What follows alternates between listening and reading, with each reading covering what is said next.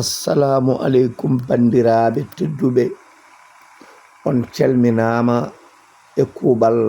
aduna Allah o fof salminama. Eɗen goni ɗe o golle laabtuɗe ɗe maire Guédé Oumar Baba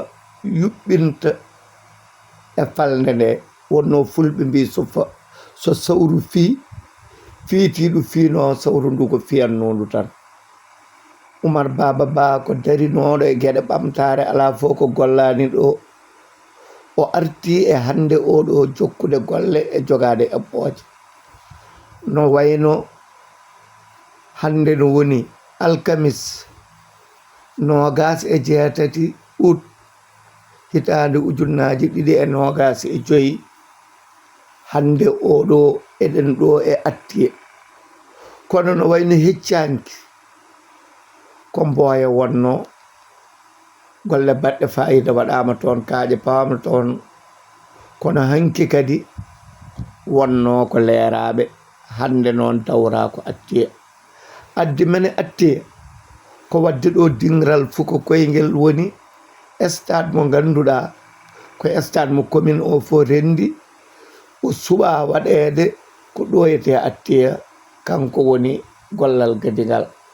golle ɗe noon ko jokkuɗe, sen gummima ɗo e attiye kadi en jawtat tareji ɗo ha hiira koye golle tan gona, min dewan mon ma en dew e golle ɗe foof, gollal e gollal ha golle ɗe joofa. kono duttoɗen tan e dingral ngal, ƴeewen dingral ngal no ngal suɓira, kettoɗen fodɓe haalde toon ɓe kalana men keɗoɗen. ko normal donc kadi dañon ɗum ɗo ko stade municipal gonga ni waɗa koye leydi attiye taganit, kono ko commune o fof ɗi kadi no suɓirani ko méthode participative waɗa, ko onon cuuɓi. min noddi ko les zones, min noddi les ASC, mbaɗɗen batu mairie, onon mbaɗi définir les critères, mbiɗen ko yo won accessible. gummiɗo biddi walla gawde boofe so ari taw ko oto goto ne jolata jippo, gummiɗo Mboya jola oto goto jippo, on ko critère 1. ne waɗi critère yo won visible, yo won kadi ɗo waɗi ndiyam e courant, ne waɗi critère uji goɗɗi ɗi jejjimi mbeɗa sikki. ƴeewen kadi ɗo tuɗata ndiyam, ɗo waɗi ɓakke, so tooɓi ko nawetano ko ndungu batton on mbawata juude. mbaɗen critère uji ɗi fof, mummiɗen ɗon cuuɓi ɗon, mbiɗon ɗiɗon critère uji presque koye dow tari oɗo tan wonata e national o. so tawi waɗama e départemental sa ummoɓe bippima gara tariji jippoɗa ƴetta oto goɗɗo, on cuuɓima onon e koye moon mbiɗon ko stade Guédé village yo suuɓe, stade Taganit attiye suuɓe, stade Donnay tareji suuɓe, stade Dékoné tareji suuɓe, ko ɗinayi cuuɓi ɗen. mbaɗɗen délégation, mbaɗɗen ɗi visité foof, onon jogui big mbiyon critère 1 accessibilité, critère 2 ɗum ɗo fof ene coché, en gartiɗen ɗo mbiɗen ko oɗo waɗi remplir toutes les conditions. bandiraɓe, caggal cuɓogol maale cuɓorɗe pawaɗe e potal ala to ala ga ko yimɓeɓe ƴeewi ɗo hani ɗo wiya ko ɗo Oumar Baba wonno ko neɗɗo potal, neɗɗo portiɗo, neɗɗo mo ganduɗa ko gonga tan yiiɗi fawade gonga, no waɗi yimɓeɓe cuɓima. hande noon ara ko fawede hayre nde gam tabitinde gollal ngal hanti ina fuɗɗo. haralleɓe gollotoɓe o arde mabɓe, o arde rewintoɓe golle ɗe, o arde délégation kewɗo machallah ɓe tawiɗo yimɓe huufoɓe ɓe ko fewti e fuka koyngel e doge tati gonɗe ɗeɗo, kamɓe foof ɓe gardi ɗoyete tawtorede golle ɗe no poti yarude.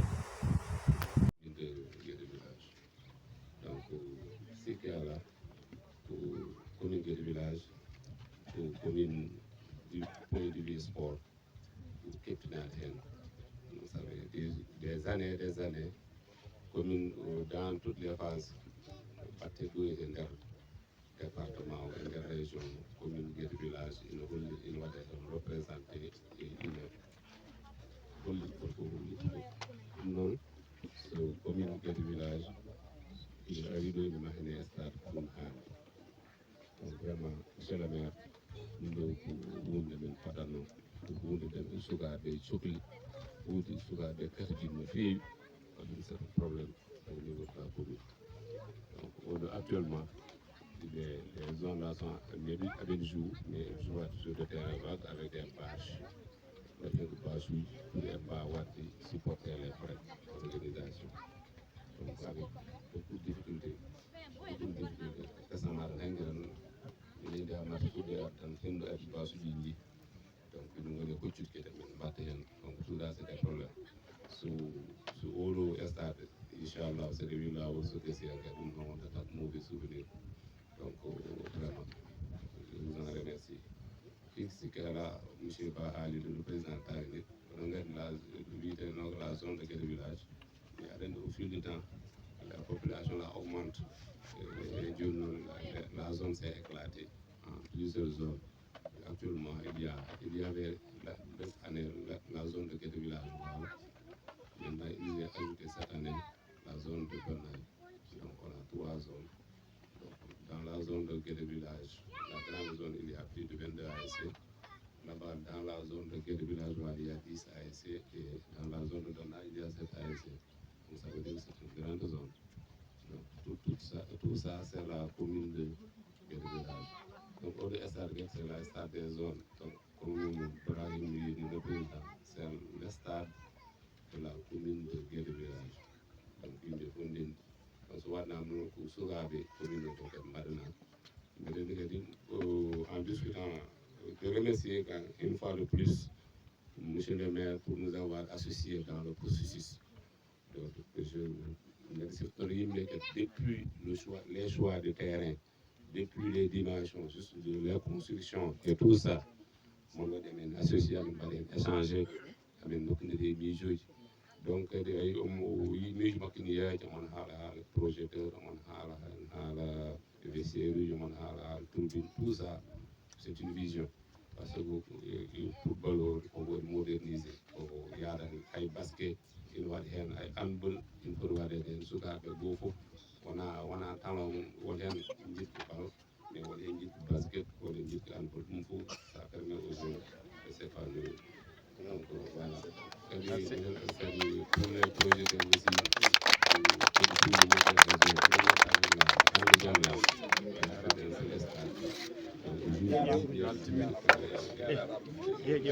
Les matchs là commencent à 15h pour Massoudine Baouzou. Et avec la grande zone là, avec un seul stade, ça a la projet de un jour comme il faut. Et donc, il y a un part pour le jour. Donc, ce projet de s'organiser avec la programmation. caggal nde gummiɗen taagi net no wayno gollal ngal fuɗɗiri hannde subaka ko Bantu nde yimɓe gumbi Bantu ngari ɗoyete hayre stade mo commune Guédé o fo rendi hayre nde fawa e tawtoroyede e dendagal dilloɓe ɗeɗon dille ɗo no woni firti ɗo gonɗen joni ko tareji dekole sen gummima tareji dekole gueɗe ɗiɗi ma mbaɗe ɗo ma jangirdu fawane ɗo hayre ma yimɓe jaa to jeere to mahe toon keblore ɗe woni duusuji ɗi so ummama ɗon fayete ko Guédé village so Guédé village kadi gueɗe ɗiɗi mbatte toon ma jangirdu fawane toon hayre kono ɗuppubelaji ɗi mbatte ɗo taw otoji no gara no ƴetta no nawa no beddoyo ɗum ɗon ne kadi ma fawane toon hayre bandiraɓe so yimɓe gummima ɗon paye toyete duggere nde Guédé e Agnam ndendi walla duggere commune o foof saabu saawi Guédé e Agnam ko nokku jiiduɗo yumma e baaba mo wawa serdu renduɓe guila e galleji ndendi foof ndesodiri goni foof wadde sa wi Guédé e Agnam tan firti mataw ka wi sa wi Guédé a wi Agnam sa wi Agnam a wi Guédé ɗum noon so yimɓe gummima ɗo payi tan koɗo luuma ngo ɗo eyyi so ummima ɗon noon ko ɗon yimɓe mbaynanirta janggo kadi inchallahu rabbi golle goɗɗe kuccane machallah Oumar yo Allah ayno reeno yo Allah yettin pandale Allah jarama a jarama ko potannoɗa commune o foof a waɗi hande o so ƴeewi ko mbinoɗa yawat koko mbaɗɗa ko ina sowo ɗum laabi laabi Seydi Ba Allah ayno reena beekole naaɓe beekole tareji naaɓe mi salmini moɗon mi iboro mawɗo wuro ngo e imam wuro ngo woni ceerno alaji amadou hammerou ba mi salmina ceerno o dokkuɗo men duwaw siko ko ceerno boubacar wiyete mawɓe wuro ngo tawaɓe ɓe ɗo salminde kadi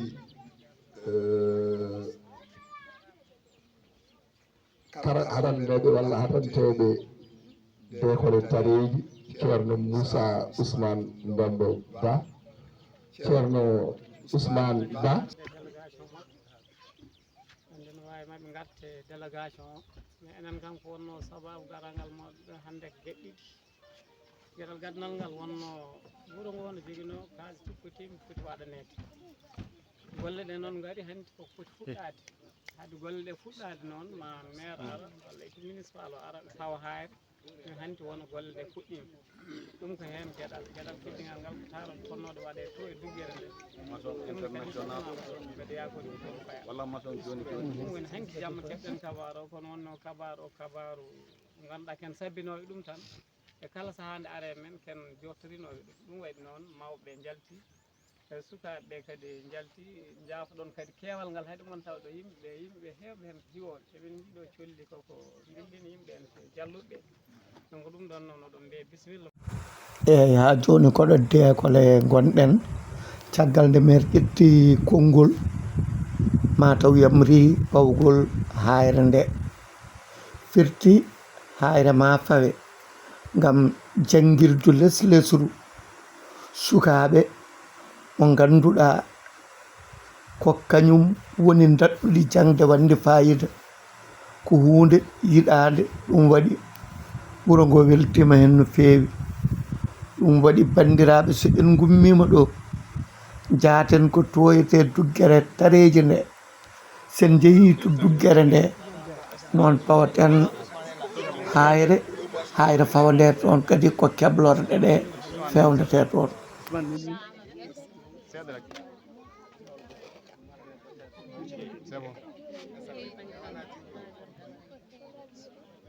monsieur le maire gowɗo arde ari ɗo kadi kono hono moussa wiri ni service ari ɗo heewi ko arde addoro wadde waɗi ko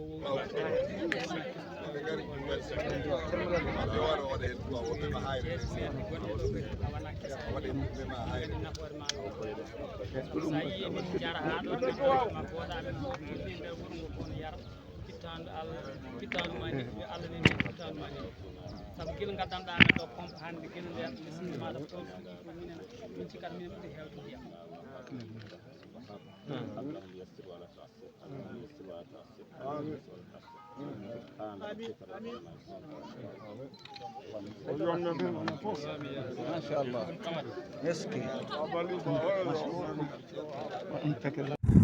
eyi caggal nde hayre école maternelle o fawa ha gasi duwa waɗa heddi ko yimɓe ina jawta kadi ina jaaha toyete e duggere nde ngam fawde hayre wonande keblorɗe mateɗe toon nde eyyi joni ko toon paaɗen eyyi en jettima e nokku o heddi ko hayre nde fawe koye oɗo nokkude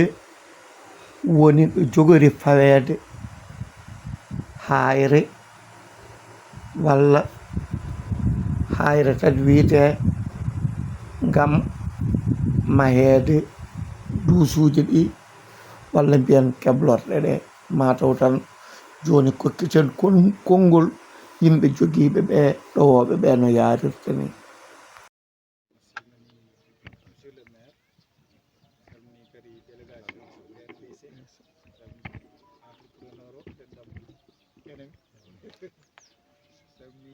école naɓe e donno enaɓe foof wasa limtude limtima woɗɓe goppimi somi yiiɗa ɗum ko yettude allah tan hande allah addi men ɗo ere somi donna e école duggere nde ndenduɗen enen foof amina famɓe hamdino ko ɗum watte noon ɗum waɗe projet ji ɓeɗo hawrunoke saaha kaɓniɗe anda maire si suftor hawrike campagne électoral min mbalata ko windude minen e makko hoore amen kadi ko omo sakko wonɗo riɗi ko jogui o min mbawa on projet jimtiɗar Ablaye haadi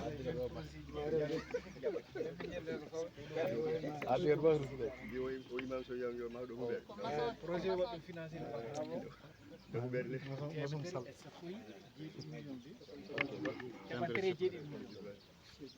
ɗum min totta tawan mbaɗa disposition kono wona kalis noon gonɗo tan e caisse mairie kalis mbiyaɗe ni gadde projet ɓamtare so gaddi projet ji ɓamtare so jaɓama e nder 8 amen noon min ƴeewi jeehe men ɗe keblorɗe ene mani te jeehe ɗe pamɗani e faggudu men en ndemat en gaynat sen gayni en dañi kala hen ko yenci a ƴetti gari tari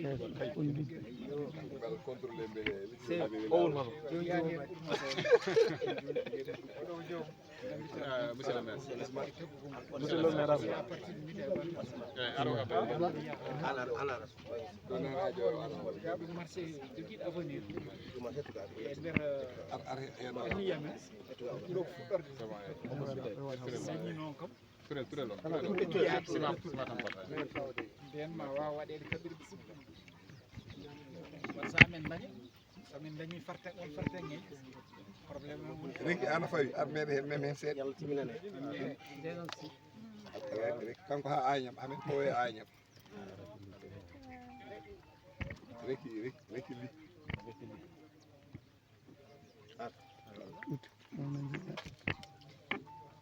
o yëkkati nga teg brique bi yëkkati brique bi c'est le maire awirne amen bismillah ok baax na macha allah merci imam ɗum dégg waaw tan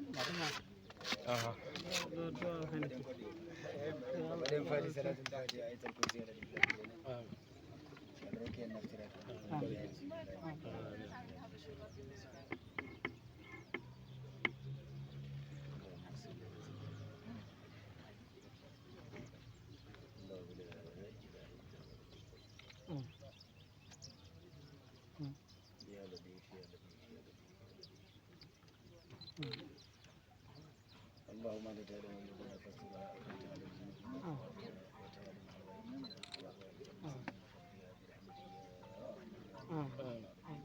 سبحان ربك رب العزة عما يصفون والسلام على المرسلين والحمد لله رب العالمين لا اله الا الله كان نفتح imam mbiɗi numéro téléphone gonɗo délégation mo ardi o weltade e golle ɗe commune o waɗata minen kam Allah waɗi min liggoto tan koye développement ko fewte développement tan min liggoto ko ɗum min jiyata min jii ko no waɗate ko ɗo nafooje ina wayno leydi tengti noon ngal ɗo gueɗal ngal yimɓe darani ngal yimɓe darani ɗo hannde ko fewte laaɓal ɗum fof no nganndi daral ngal ko ɗo heedi daral ngal ko yeyete pucci yeyete beyi baali e fof ko ga heedi yeeyoɓe heddiɓe ko dow to ngoni kono fof ɗum jogo haajuji no musidɗo wirini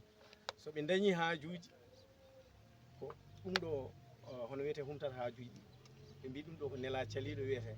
on saatu so waɗama ɗo ina waɗi fayida saabu ko nafoore dendagal aroɓe ɓeɗo ɗum noon donnayi e dekole so waɗama ɗo henne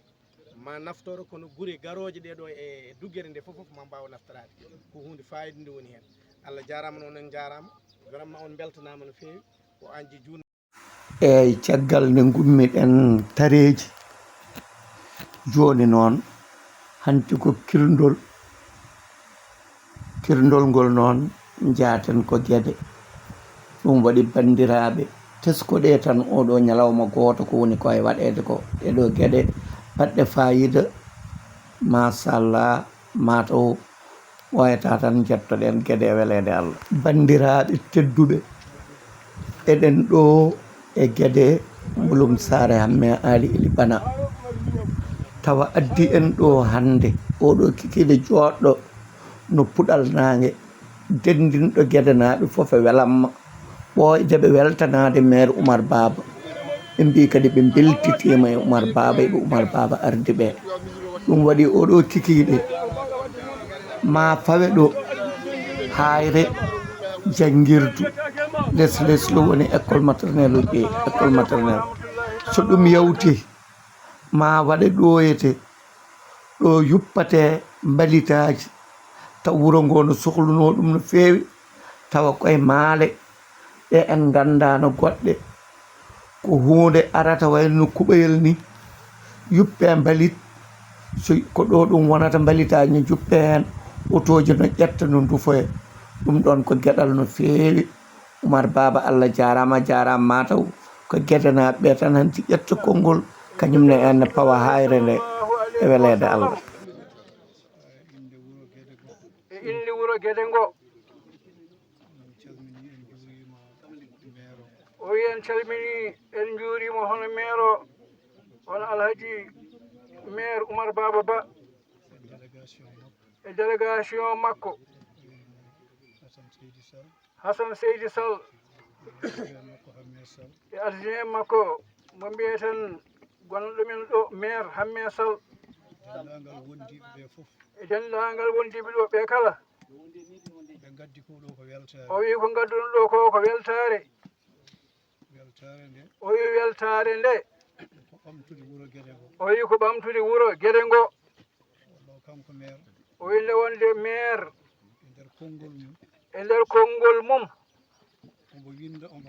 o wi omo winda omo haala yo gueɗe yaaru yeeso. o wi ɗum ɗo jeeya koye ko nawata wuuro ngo yeeso. o wi o waɗi e wuuro ngo no feewi. o wi gila hande arani. o wi ngal ɗo deriyal ngal jooɗiɗen oɗo saaha o wi ko deriyal kesal. o wi kamɓe kala ɓe jalti nder wuuro ngo ko gaaɓe keetti. a waɗi ɗo o wi ma won robinaji 6. o wawi ɗum seettade ko lamtoro Hamme Sall. o wi kala gonɗo ɗo e leegal ngal a heeɓi ndiyam. o wi hande noon kadi o wi ko école maternelle ɗum ko ɓuural e ɓamtare. hade chef ƴettude konngol e nder duwawu o. o wi an Oumar aɗa duwane hen yo Allah nawru ɗum yeeso. o wi nde ɗo fandare o wi Allah timminande. o wi taw eɗen kala eɗen garti ɗo eɗen tiime uddidde nde inchallahu ma Allah waɗ ɗum. o wi chef de village aɗa yette hen ɓe kaala ɗum e dow ma. o wi sababu heɓede dingiral ngal ko kanko chef de village wadde caggal ma omo yaɓɓi jaɓɓal yo gueɗe yaaru yeeso. an emo wonama kala omo jogini ɗum kiram. an chef de village dokkuɗo oɗo terrain o wi yo Allahu yoɓe moƴƴere. kala ɗo ɗum waɗi e diwan o kala biyaɗo yo rokku yo rokku. o wi ɗum nawata commune o yeeso. so wona ɗum kala ko ari yahata kadi ko banggue goɗɗo. yo Allah dandu men hen. o wi Allah jarama on jarama e kikiɗe o ɓe beltima. o wi ɗum ɗon noon ina yakora kala ko duwa ma Allah jaabo bi jahi rasulillahi sallllahu alayhi wa sallam. enen kala moƴƴinen jorto to banggue Allah piɓen beele ma Allah rokkumo woni liggey o tere eko yiɗi wadde ko tawi yahata hay hitande. gasa tan e lebbi Allah ene wawi men ɗum waɗande ko Allah kolluɗen haajo kanko no dañi woni o enen ne beltoɗen omo foti haalede ko heewi Umar aɗa foti haalede ko heewi sabu a waɗi ko heewi sabi a waɗi ko heewi a liggiima ko heewi a liggiima ko heewi gila e école aji gila e primaire école aji primaire ha collège ha collège ha lycée ha lycée ha alaɗo haaji ha alaɗo haaji gollal ma hiisotako face caméra ko Allah rokkuma ɗum kala ko Allah bertitorma noon yo Allah yo ɗum moƴƴere waɗen duwa o chef ƴetta konngol kañum bandiraɓe caggal nde hayre jangirde nde fawa école o ni woni eɗen jaaha ƴeewoyde to hayre wonde nde fawate to fawende kono guedenaɓe qirrima hono Oumar Baba e moƴƴude e labde ɓernde e wawde gollade ɗum ɓe meeɗa ɗum dañde en gari noon ha e nokku o pobilaji ɗi guedenaɓe no beltiro ɗum heddi ko hayre nde nan fawe idi ɗuminde on jii ko lamtoro Hamme Sall woni e fawde ɗo birik muɗum caggal nde seren ɓe nduwi mataw o koye délégué je men Aissata Camara kankone o ara o fawa hayre so fawi almuɓɓe ɓe wonɓe wuro ngo e sanɗaji ɗi e yimɓe anditaɓe e ɓamtade wuro ngo goto foof waɗa hen ko foti wadde hen duwe kono bandiraɓe tedduɓe onon ƴeewoɓe ngol ɗo lefol darde son jii gila subaka koye gollal tan ummate faye e gollal subaka on jii caggal nde gummiɗen stade jaaɗen ko dekole duɗal waɗa toon duusuji pewda toon hayre mum fawa toon yimɓe gummi toon ngari e ɗon e duggere nde duusuji ɗi nde pewda nde yimɓe gummi toon jeehi guede Allah waɗi guede kadi gueɗe ɗiɗi mbaɗa toon ɗum noon waɗi bandiraɓe tedduɓe hono Oumar Baba weeɓani ɗo ko Oumar fawata hayre nde kanko e conseil Hassane Seydi Hamme Sall e guedenaɓe foof yo Allah fewdan en eyyi caggal nde guedenaɓe duusi so en ummima ɗo tan faya ko tongo Baye Malick Kujje woni Agnam Tongel jehen ɗo duggere men ɗo ɗe ganduɗa ko duggere gueɗe Agnam ndendi wonno Agnam e gueɗe ala fo gueɗal ngal ɓe ndendani kamɓe ndendi gila henke ndendi hande ɗum waɗi ɗo noon en jeehi ha ɗo nokku duggere to toon paaɗen so en jettima toonne kadi golle mbaɗe toon bandiraɓe enen foof mbaɗen hen haqqillaji men eɗen payi Agnam eɗen tawa toon bandiraɓe men wonɓe toon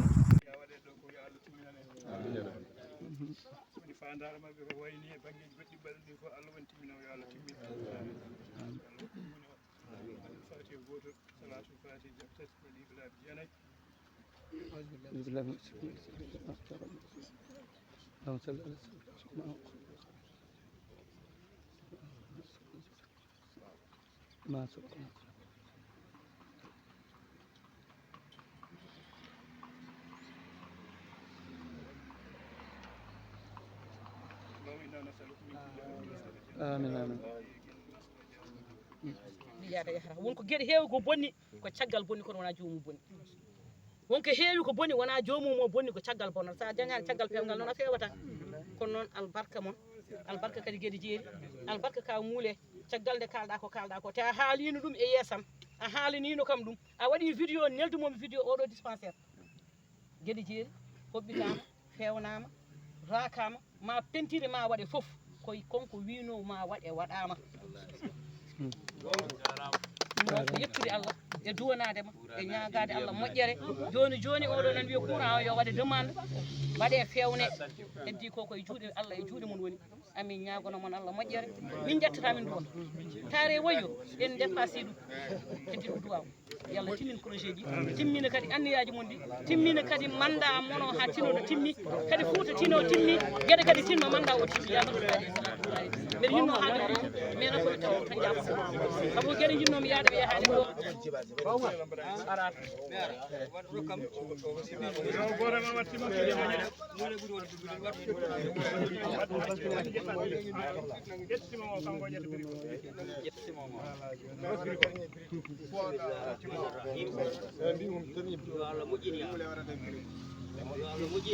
rewɓe makko ɓe mi salminima onon fof ko weltare par ce que so wonano no woyni o woyi min ndewata e makko par ce que min jatata min moggino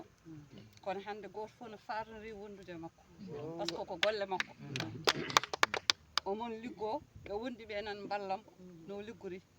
kanko ko mbiyanmi ko toujours sa woni mo fottaki awa wondude e makko sa woni jiɗɗo intérêt poste halis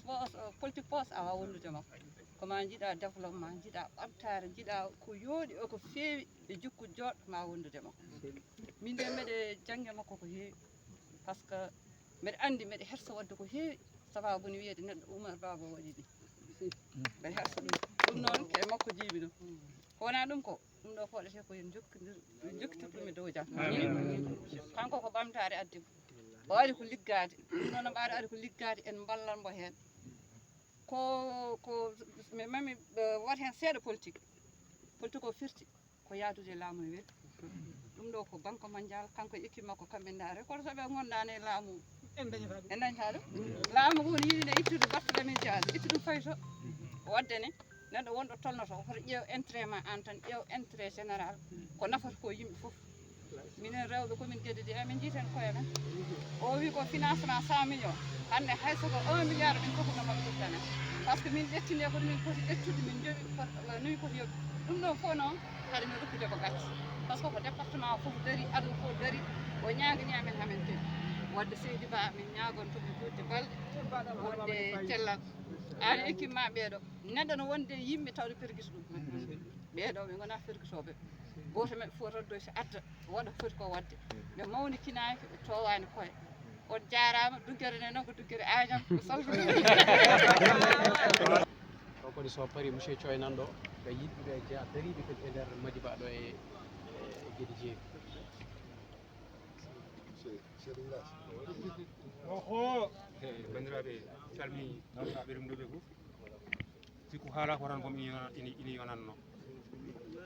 kono kadi moni fof kadi ne wawi kadi haalde en kadi hakke miijo mum e sikki maire kam koko haalno ko guetto wone wadde saabu kala tawaɗo réunion lancement Madiba Guédé village won ñalawma o wi kam ari wadde politique wadde développé commune Thiel kala natɓe yawdude hen tan ka jam fiiɗo miijo ngo mais kanko ha ɗo nde wonɗo omo waɗi maîtrise ko miijono ko te omo rewe lawol faade hen o selani gauche o selani droite ɗum ɗo ko acte joɗɗo ha maayi saabu enen aroɓe duguere ɓe en jiita ɗiɗi attade hol lormo loroto en ƴetta sara yimɓe fof ne cuwaynoma wonɓe ganduɗa ɓe tedde majje kono so wonti arama hayne waɗi ɗo ɗo ɓaadi ɗo ala ko ɓurɗo fewde dendagal ko maire wonne waɗa koye commune o minen de amin mbaɗum suivre amin jeeɓa vidéo ji emin keeɗo emin ƴeewa programme uji ɗi kono kala komin jii hen koko wino omo waɗa tan o wona e wadde min de Diak tawi kam ɗo Bocar Diagne tawi kam ɗo Allah nawi ɗum premier mandat ama ceerno tawi kam ko ɗo deuxiéme mandat ama ceerno tawi kam ko ɗo mandat Mamadou Bocar tawi kam ko ɗo mandat Oumar Ba tawi kam ko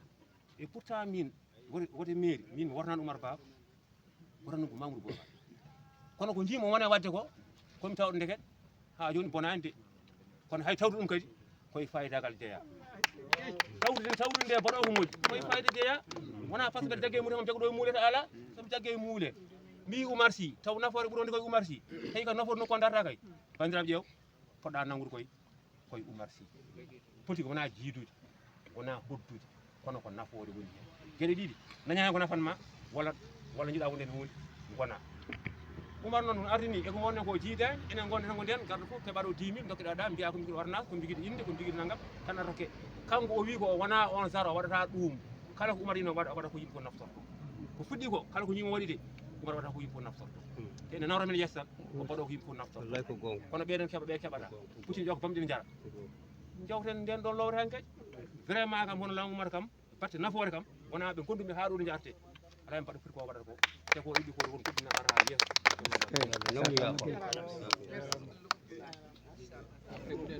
ñoo ngi leen di nuyu kenn ku nekk ci turam ak santam di nuyu suñu papa yi fi toog góor gi Moulé ak Oumar Tokoro Oumar Baba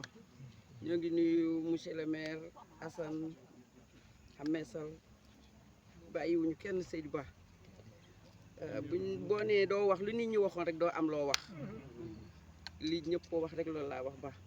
ndax li la yëkkati du politique lu la yëkkati développement moo la yëkkati te wane nga ko bu mu mat li jay na boo wax lu gindal wax lu keneen ak keneen wax buñ ci bëggee jaar fii la ñuy toog ndax ñun ñi jigéen ñii li jay na boo wax gis nañu suñu bopp si nguuru Oumar Baba tey si tey bu ñu amee lu génn lu xew fi ñu yëg ko du Oumar Baba toogee la lu dugg ci dëkk commune bi ñu yëkk du Oumar Baba toogee la ak jabaram fu ñun jigéen ñi si boppam ñoo ngi nekk juróom fukki jigéen ak juróom dañuy def par ñeenti weer bu ne ñu toog cotisé bi amul intérêt xaalis la ñu fa yore bu dul jeex do xaaj yàlla ak bakkanu Oumar Baba ak Aminata Dof li ci des mooy financement bi nga xam ne moom moo ko indil jigéen ñi kon nag lu ñuy manti wax rek yàlla subhanahu wa taala mi nga xam ne mooy mottali lépp yal na mottali suñu mandat bi yal na mottali suñu yéene yëpp bu mu jeex li yonent bi sallallahu alayhi wa sallam mu ne innamal a'malu binniyaati wa innama li kulli imri'in ma nawa lépp lu nit di def na ko yéene boo ko yéene yàlla subhanahu wa taala fekk la si kon nag yal nañu yàlla mottali lépp bu ko mottali ñun ñëpp nañ ko fekkee bi barakati rasulillahi sallallahu alayhi wa sallam maa ngi ziar ñëpp monsieur Diédhiou ko haala ko ɗo fof ene wayi weldini umani ɗo nanata kono mo yiɗi tonganede ko haala ko ɗo donc population commune. Bonsoir tout le monde. Nous sommes ici pour poser la première pierre d'un bloc d'hygiène pour le marché hebdomadaire de Guédé-Diéry à Agnam dans la commune de Guédé Village, financé par le projet PRDC de la Banque mondiale. Donc on a 4 marchés hebdomadaires dans la commune. Un seul a un bloc d'hygiène à Guia. Donc on a prévu dans ce projet-là de la Banque mondiale 3 autres blocs d'hygiène. Donc un à Guédé-Diéry à Agnam, un à Bidi dans le Diéry et un à Taridji. Donc ça fait 3 blocs d'hygiène. Là où tout le monde se rassemble une fois par semaine, on a besoin de l'hygiène pour l'environnement. Donc c'est pour cela que ce projet a été financé par la Banque mondiale et retenu par la mairie, par le conseil municipal de la commune de Guédé Village. Il paraît que aussi la jeunesse a été associée. Par exemple, vous avez encore construit ou bien vous allez construire un stade là-bas à Tagnit. C'est vrai, on a posé ce matin ensemble la première pierre d'un stade communal pour la commune de Guédé Village. C'est le premier stade de ce genre dans notre commune. La jeunesse jouait dans des terrains vagues avec des bâches, allouées pour 400 000 francs par saison de Navetan. On a retenu ça, c'est une doléance de la jeunesse. Donc le stade sera construit en plusieurs étapes. Là, on fera le mur. L'année prochaine, on fera, Inch'Allah, on leur mettra des projecteurs, peut-être aussi un gazon synthétique, voire des tribunes de part et d'autre, et des vestiaires pour les équipes. Il paraît aussi que votre choix de relier le gouvernement en place n'est pas adonné. Il paraît que le choix a payé. Oui, bon, c'était une réflexion politique. Nous étions avec Beno Bokayakar. Nous sommes un mouvement citoyen créé en 2013 à Guédé Village même, qui réunit toute la commune, dont l'esprit était juste le développement, rien que le développement, pas de politique. Finalement, en 2014, lors des élections, mes collègues m'ont demandé de participer. On a participé, mais sans moi, qui n'était pas politicien. Donc on a eu 7 conseillers. On était avec Beno, on les a soutenus. On a soutenu Amadou Ba lors de la présidentielle. On a gagné très largement. C'est le meilleur score du département de Podor, 13 154 voix. Mais après, on a vu que c'est le PASTEF qui a gagné. Comme on n'était pas à APR, on s'est réunis, on a choisi de continuer avec le PASTEF qui a gagné haut la main les élections. Et c'était une mûre réflexion politique. Malheureusement, les gens de la zone, ils s'adonnent à des réflexions comme voilà que c'est notre parent, il est Alpoulard. Ça ne doit pas compter en termes de développement et même de politique. On ne choisit pas ses partenaires à cause de leur proximité parentale, sociologique, ethnique, religieuse. Ça doit être indépendant de tout cela. Et l'actualité nous a donné raison. On a demandé, la commune de Guédé a été la plus touchée par les inondations d'octobre 2024. J'ai demandé au ministère de l'assainissement et de l'hydraulique de l'aide il y a seulement 1 mois et demi. On m'a mis en relation avec le directeur de la gestion des inondations, M. Madiké Sissé, qui m'a demandé de faire un défi. J'ai choisi 10 villages, donc des villages. On lui a remis le devis avec les propositions à faire de digues, de colmatage de brèches. Il a approuvé, c'est en cours. Guédé Village recevra une digue, comme les autres villages aussi, pour nous protéger contre les inondations. On a eu des problèmes avec la Sénélec qui a coupé l'électricité de toutes les cuvettes rizicoles du département de Podor, pas de la commune de Guédé Village, des 22 communes. On a intervenu auprès du ministre qui est de la zone, le Dr Ibrahim aussi, le ministre de la Santé, qui a appelé son collègue de l'agriculture, Dr Mabouba Diagne, qui a joint le BG de la Sénélec et le courant a été rétabli. Parce qu'on était à 2-3 semaines de la récolte. Si on s'était cantonné dans l'opposition, on n'aurait pas eu gain de cause. Donc Dieu a remis le pouvoir au PASTEF. C'est notre devoir, à mon avis, de les supporter, de les aider à amener le Sénégal de l'avant. Maintenant, en 2029, si on voit que ce qu'on attendait d'eux, on ne l'a pas obtenu, on peut choisir autre chose. Mais nous, notre réflexion, c'est d'aller avec l'équipe qui a gagné la présidentielle. Bonsoir tout le monde. Nous sommes ici pour poser la première pierre d'un bloc d'hygiène pour le marché hebdomadaire de Guédé-Diéry à Agnam, dans la commune de Guédé Village, financé par le projet PRDC de la Banque mondiale. Donc, on a 4 marchés hebdomadaires dans la commune. Un seul a un bloc d'hygiène à Guia. Donc on a prévu dans ce projet-là de la Banque mondiale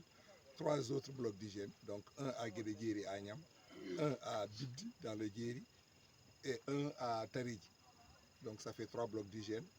Là où tout le monde se rassemble une fois par semaine, on a besoin de l'hygiène pour l'environnement. Donc c'est pour cela que ce projet a été financé par la Banque mondiale et retenu par la mairie, par le conseil municipal de la commune de Guédé Village. Il paraît que aussi la jeunesse a été associée. Par exemple, vous avez encore construit ou bien vous allez construire un stade là-bas à Tagnit. C'est vrai, on a posé ce matin ensemble la première pierre d'un stade communal pour la commune de Guédé Village. C'est le premier stade de ce genre dans notre commune. La jeunesse jouait dans des terrains vagues avec des bâches, allouées pour 400 000 francs par saison de Navetan. On a retenu ça, c'est une doléance de la jeunesse. Donc le stade sera construit en plusieurs étapes. Là, on fera le mur. L'année prochaine, on fera, Inch'Allah, on leur mettra des projecteurs, peut-être aussi un gazon synthétique, voire des tribunes de part et d'autre, et des vestiaires pour les équipes. Il paraît aussi que votre choix de relier le gouvernement en place n'est pas adonné. Il paraît que le choix a payé. Oui, bon, c'était une réflexion politique. Nous étions avec Beno Bokayakar. Nous sommes un mouvement citoyen créé en 2013 à Guédé Village même, qui réunit toute la commune, dont l'esprit était juste le développement, rien que le développement, pas de politique. Finalement, en 2014, lors des élections, mes collègues m'ont demandé de participer. On a participé, mais sans moi, qui n'était pas politicien. Donc on a eu 7 conseillers. On était avec Beno, on les a soutenus. On a soutenu Amadouba lors de la présidentielle. On a gagné très largement. C'est le meilleur score du département de Podor, 13 154 voix. Mais après, on a vu que c'est le PASTEF qui a gagné. Comme on n'était pas à pair, on s'est réunis, on a choisi de continuer avec le PASTEF qui a gagné haut la main les élections. Et c'était une mûre réflexion politique. Malheureusement, les gens de la zone, ils s'adonnent à des réflexions comme voilà que c'est notre parent, il est Alpulaar. Ça ne doit pas compter en termes de développement et même de politique. On ne choisit pas ses partenaires à cause de leur proximité parentale, sociologique, ethnique, religieuse. Ça doit être indépendant de tout cela. Et l'actualité nous a donné raison. On a demandé, la commune de Guédé a été la plus touchée par les inondations d'octobre 2024. J'ai demandé au ministère de l'assainissement et de l'hydraulique de l'aide il y a seulement 1 mois et demi. On m'a mis en relation avec le directeur de la gestion des inondations, M. Madiké Sissé, qui m'a demandé de faire un défi. J'ai choisi 10 villages, donc des villages. On lui a remis le devis avec les propositions à faire de digues, de colmatage de brèches. Il a approuvé, c'est en cours. Guédé Village recevra une digue, comme les autres villages aussi, pour nous protéger contre les inondations. On a eu des problèmes avec la Sénélec qui a coupé l'électricité de toutes les cuvettes rizicoles du département de Podor, pas de la commune de Guédé-Village, des 22 communes. On a intervenu auprès du ministre qui est de la zone, le docteur Ibrahim Messi, le ministre de la Santé, qui a appelé son collègue de l'agriculture, docteur Mabouba Diagne, qui a joint le DG de la Sénélec et le courant a été rétabli. Parce qu'on était à 2-3 semaines de la récolte. Si on s'était cantonné dans l'opposition, on n'aurait pas eu gain de cause. Donc Dieu a remis le pouvoir au PASTEF. C'est notre devoir, à mon avis, de les supporter, de les aider à amener le Sénégal de l'avant. Maintenant, en 2029, si on voit que ce qu'on attendait d'eux, on ne l'a pas obtenu, on peut choisir autre chose. Mais nous, notre réflexion, c'est d'aller avec l'équipe qui a gagné la présidentielle. tongona min tan e Pular gil subaka e joni alhamdulillah pose première pierre uji gartanamen dal holko umminma e ha ɗum ɗo fof wawi dañede. Bon ummini amen guila subaka en mbaɗi mbantu en pawi ɗon hayre pour mur école o ko doléance mbantunaɓe wonno hande ñingama hen ko heewi aɗa maho école aji banggue goɗɗo wuuro ma ala mir mbimiɓe addi men ko potal ko mawɗo muule wi ko sonno ko mbantu tan laaminomi mbiɗa wawi ɗon wadde kono ko commune o fof laamimi mbantu wawa jinganede min hay goto mi jinganta lumbi lawɓe alano classe ko mbaraji joguino hande mi waɗande wuuram mur école mi jogui bantuji classe uji 6 ha jeeɗiɗi guure nen ɗo ngala ko jogui ko mbaraji ko ɓen ɓurno hen handude ko toon puɗɗimi liggade joni kaali seddima Diawara e bantu école men ala mur mbaɗi ɗumen mur min mbaɗi pose première pierre bantu kadi dañi point de collecte pour ɗo mbaɗitaji dufate autoji mairie walla tracteur mo jogui ɗon balɗe 3 4 fof yaha addoya Guédé village en mbaɗi toon 3 en pawi hayre donc en mbaɗi mbantu ɗum ɗon en pawi mur école o en pawi hayre pour point de collecte mbaɗitaji ɗi en jeehi Taganit en mbaɗi ɗon stade mawɗo commune men alano stade sukaɓe garanno e amen hitande foof yo dokke 400 000 jaaha luwa bâche uji hendu so ari weɗoto donc ɓe mbaɗanama stade ɗo kadi ko fuɗɗorde tan te kadi ko kamɓe cuuɓi men ɓe cuuɓi critère uji ɗi min mbi ko yo wone dow tali mawɗo Guédé village ne jeeyano hen terrain muɗum Taganit d'école tariji e Donnay tariji kamɓe sukaɓe ɓe zone o kamɓe cuuɓi ɓe mbi ko mo Taganit ɓuuri hen fewnditade hatta foof min mo Guédé o wimami ɓamtu ɗum mi maha miruji ɗi mbo Diawara o ko laamu mahanno en ngala droit laamu fuɗɗo hunde garen jokkiten taw en baynaki laamu donc mami yaha to ministére des sports ɓe yo jukki tan men stade puɗɗaɗo o ɗon e Diawara oɗo kam ko en mahoɓe mo jogo foof ko stade gonɗo Dakar jogui mo waɗe mur mo so paari men mbaɗa hen tribune aji men mbaɗa hen ete ɗo heblete comme ɓe ekkitaji ɗi ko vestiaire wiyete men mbaɗanɓe hen projecteur onon gandi ko heure moɓe jouata o ko bâche uji ɗi ɓe jiiɗi wadde so fuɗɗama law ene wuuli moƴƴani e sukaɓe ɓe mbawa fuɗɗade hedde futuruɓe jour à minuit tawa waɗi lampaji foof ma waɗe hay soko seeɗa waɗirte donc ko ɗin men pawi min jeehi décolle tariji min pawi toon école haare école maternelle alano école maternelle Guédé village no fotini mawnude foof alano école maternelle mais haali ɗum toyete école maternelle no wiyani ko fondement so enen jii janggoɓe ɓe daña goppa ɓinguel ma ha daña duuɓi 6 nanne e école ne wawi o yadde réussir kono janggoɗo urani guila ne famɗi so naati 6e CI ɓurata welde hakkille ɓurata yawde wadde captele e ko jangate ko baɗɗo école maternelle hayso ko fijirde tan so ɓooyi ne jangguine ene winda so yeehi CI ɓurata kadi wawde famde donc wuuro Fongono Guédé ala ɗum ene bettimi min guure tokose donc Guédé jinganaka ne jogui guure 10 mawɗe ɗe ngala kadi waɗa ko potal wiya guure 10 ɗe mbawa waddede kamɓe fo lawol gotol cuɓoɗen ɓurɗe hen mawnude ɓuuri hen mawnude ko Guédé rewi hen ko leeraɓe rewi hen ko décolle tariji guure goɗɗe so gummoɗo ari totte ɗo Guédé maten ɗon ko classe uji 2 haade hitande nde mayde men mbaɗ projet goɗɗo classe tataɓo hen école maternelle classe uji 3 waɗata ɓe mbaɗane bloc ɗo heblete ɓe mbaɗane hen ɗo ñamate ɓe mbaɗane mur donc on fawama tareji fawama Guédé village e leeraɓe fawama hanki kikiɗe koɗin tati men pewdata hande Allah addi men ɗo pour fawde oɗo ko waɗete ko ɗo e duggere nde kono ɗum ɗo fof so wawi nawade monsieur le maire ɓe sikki yadgol moon e gouvernement en place o en tawa ko gonga en kaali ɗo haala diggetaji ɗi en walli meɗen courant o wayno noon kupama en gartiri ko ɓen balli men fof sen gondano e mabɓe ɗum waɗata ko ɗum taki amen miijade minen fof wona Oumar Baba tan kadi fewji madi ba somen pewje ko yimɓe temedere e nogas noddete yimɓe temedere e nogas guurel e guural fof ne waɗi représentant mum gueɗe onon jogui yimɓe nayo walla jooy ene tawe fewje ɗo keewal ngal woni fof ko toon abbate wona ɗo Oumar Baba woni fof ko toon rewate fedde nde wona Oumar Baba jeeyi ko enen fof jeeyi ɗo keewal ngal rewi fof ko ɗon abbate hayso Oumar Baba woni gay kamɓe fof ɓe mbi ko to jahaten ko toon men jahata donc ko noon waɗira donc mi haali kadi hikka oɗo projet banque mondial dañoɗen hen ko 137 millions hikka 2024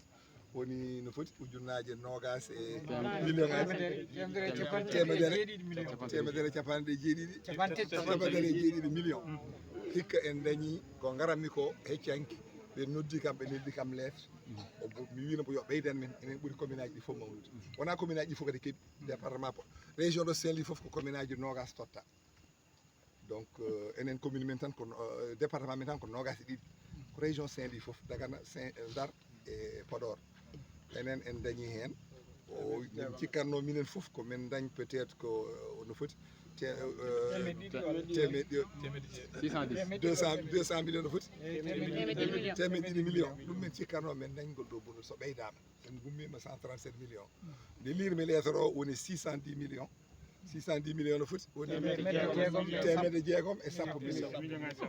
mbeɗa sikki ko gueɗe muula ko hayso mbiɗa sikki sen ndendini kalis o fof en jettaki ɗo te ɗum keɓa ɗum ko hitande wotere keɓaten te projet o ko duuɓi 5 en dañi rawane 137 ko oɗo projet hen jeeya 137 millions 2025 totteɗen joni ko 610 millions enen jakori duuɓi 3 goɗɗi garoji ɗi hayso wona min woni ɗo min totte ko foti noon walla ko ɓuuri ɗum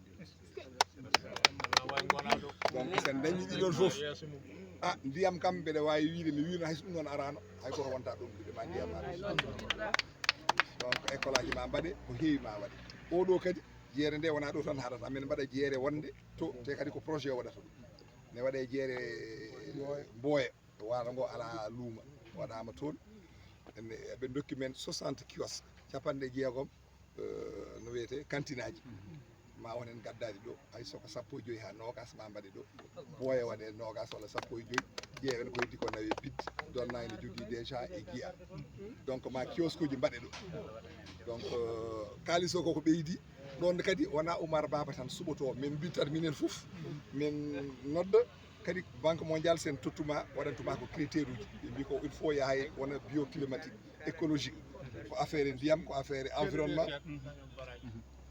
wittete ƴeewe il faut rewɓe daña hen gueɗal il faut sukaɓe daña hen gueɗal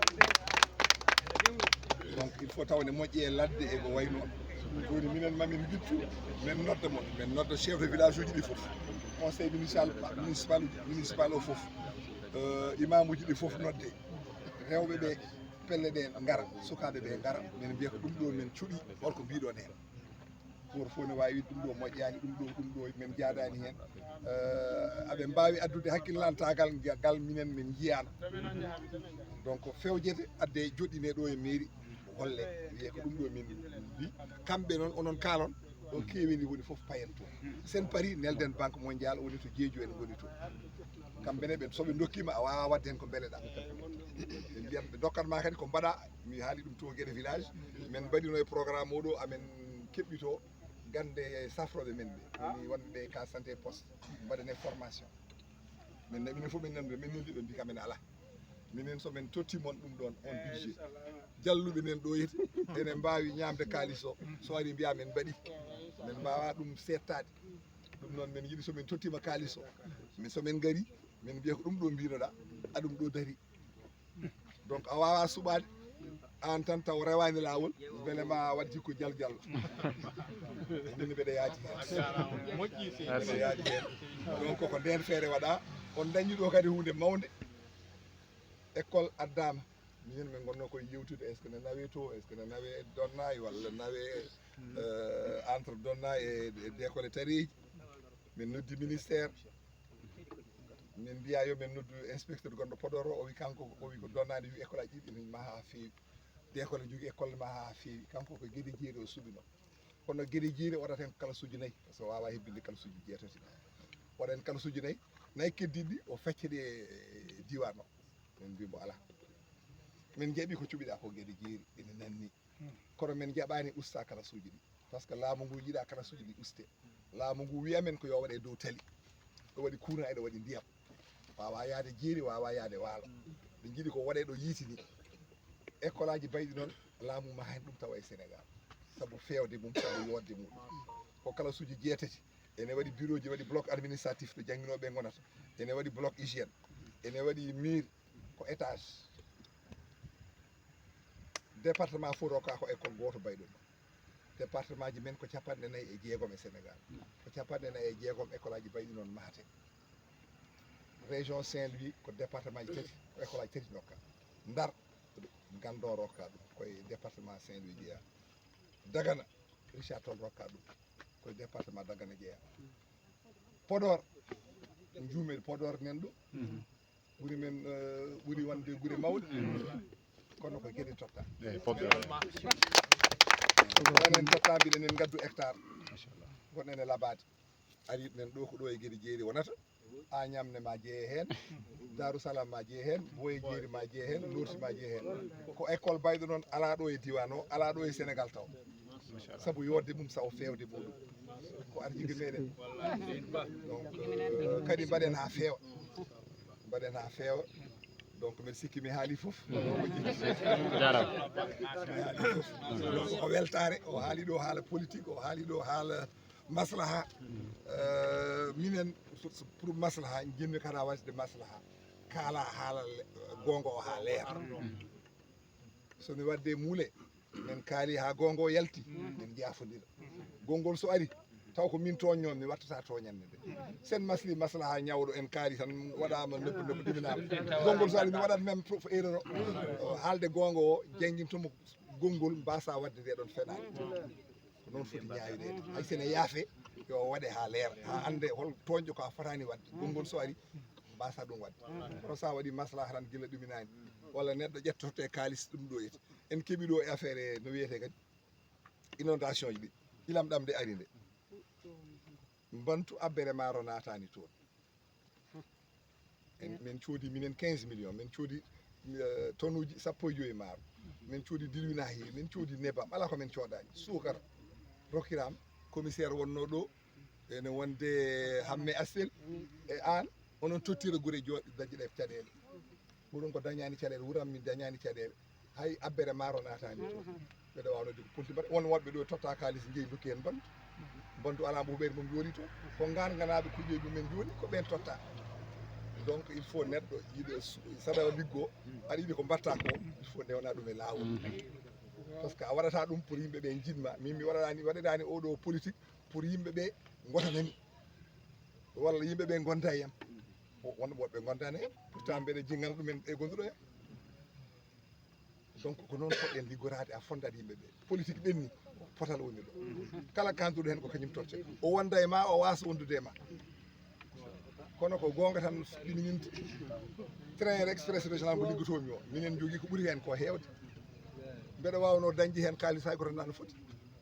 kono komi caliɗo soɓe gaari ɓe mbi kam muɓɓo guite ma min tottuma ɗum ɗo walla gandana kam yimɓe jooya men ƴetta ɗumen ɓe mbi kam hewɓe mbiyata koɓe gandama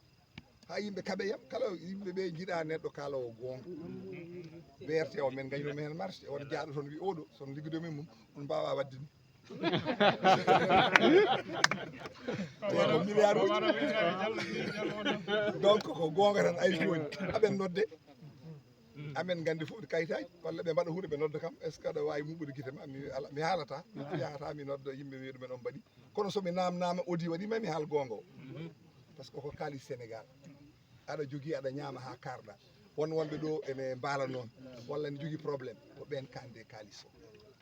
donc ko noon liggortoɗen yimɓeɓe fof noon jiiɗa ɗum kono noon so ɓooyi yimɓeɓe ma gandu gonga to heedi noon jarama